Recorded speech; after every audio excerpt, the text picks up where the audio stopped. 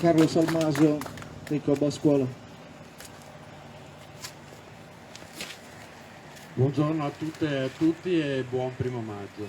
Io mi sento di sottoscrivere in pieno quello che ha appena finito di dire Badù, sia dal punto di vista dell'unità, l'unità che deve essere dei lavoratori e soprattutto di chi li rappresenta, sia nel tener conto di quello che è successo, perché anche nell'introduzione di Beppe io credo che vada tenuta in doveroso conto il fatto che nell'ultimo anno e mezzo noi abbiamo vissuto in una situazione straordinaria e particolare dove i diritti dei lavoratori, e qui non importa che si sia di un settore piuttosto che di un altro, i diritti dei lavoratori sono stati lasciati da parte, la sicurezza non è stata garantita. Il fatto che questa sicurezza non sia stata garantita si ripercuote anche nelle famiglie dei lavoratori, perché c'è poco da fare. Quando noi torniamo a casa, dopo essere stati in ambienti in cui decine e decine di persone si ammassano, possiamo avere tutte le mascherine del mondo, ma il virus gira. Non ci hanno messi in condizioni di lavorare in sicurezza, hanno anche da un certo punto di vista tenuto da parte tutte le richieste che sono arrivate. Tenuto da parte anche quando, come ieri, sono gli studenti che protestano. Ieri mattina a Marghera, dove Zaia fa ogni giorno, il nostro amato Presidente di Regione, fa ogni giorno il resoconto legato al Covid, gli studenti erano andati per protestare, per chiedere ambienti più grandi, per chiedere meno alunni per classe, per chiedere trasporti adeguati per andare a scuola. Sono stati ricevuti a manganellate. Questo significa che ogni tentativo di provare a opporsi a quello che viene avanti tendenzialmente viene chiuso, bastonato, tenuto da parte.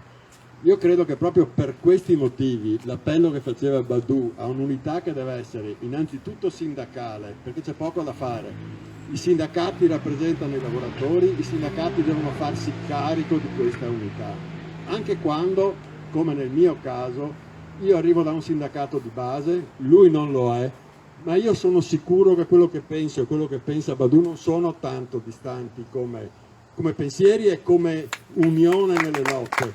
Io credo che il pensiero che deve uscire da questo 1° maggio sia rafforzare le lotte, cercare l'unità sindacale il più possibile e cominciare anche a ragionare sul fatto che i 240 miliardi che ci arrivano dal Recovery Fund possono e devono essere spesi in un'altra maniera.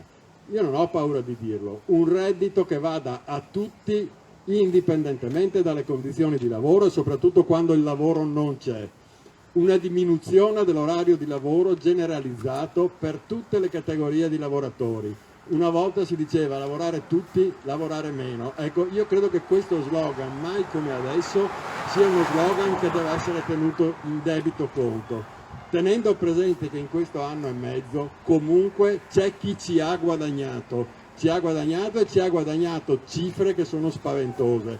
Ecco, chiedere una tassazione di queste cifre non credo che sia una bestemmia, sarebbe la mossa minima per cercare di riequilibrare, anche per quello che ci chiede l'articolo 3 della nostra Costituzione, riequilibrare la situazione dei cittadini, renderli liberi, renderli non schiavi del lavoro.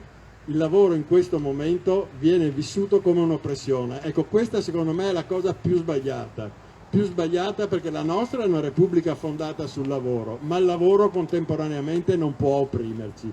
Questo è il grido che io lancio da qui oggi e penso che anche chi verrà dopo di me su queste parole probabilmente sarà d'accordo. Buon 1° maggio a tutti. Grazie Carlo.